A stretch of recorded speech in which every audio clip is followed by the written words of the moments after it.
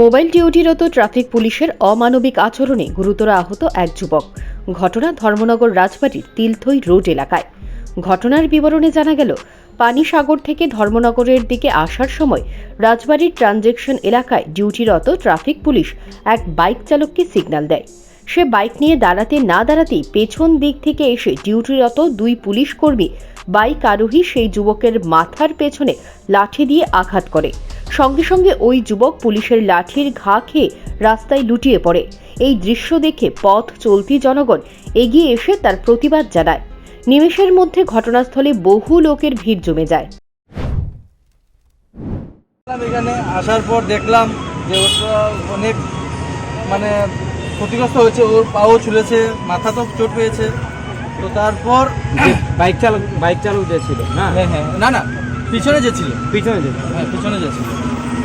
আর আমরা পুলিশকে বললাম যে আপনারা ঠিক আছে, আপনার আইনতভাবে ঠিক আছে, আপনারা ধরতেন তো স্বাভাবিক, হেলমেট নেই না ছাড়া যে হেলমেট ছাড়া চলা সবার জন্যই ক্ষতিকারক অ্যাক্সিডেন্টের জন্য ওরা ভালো কাজ করছে, কিন্তু এটা না যে ওরা এভাবে মেরে ধরে আটকাবে। এটাই মেইনলি যেটা আমরা। পুলিশ কি দিয়ে মেরেছিল? লাঠি দিয়ে হাতে যেগুলো থাকে এদিক থেকে একটা বাইক আইছে, তিনজন না কয়জন বয়াত আছে, আমি ভালো করে লক্ষ্য করছি না। হঠাৎ করে বাইকটা ঘুরাইতে পুলিশ দৌড়াইয়া আইছে পিছনে, আইয়া সারিও ছেলেটারে বাড়ি মারার লগে ছেলেটা বাইক থেকে পড়িয়েছে, বাইক হাত দিয়ে মারছে না লাঠি দিয়া বাড়ি মারছে। বাড়ার লগে বাইকটা লইয়া সুর কইয়া পিছনে আরো দুই তিনজন পুলিশ দৌড়াইছে গাড়ি লইয়া।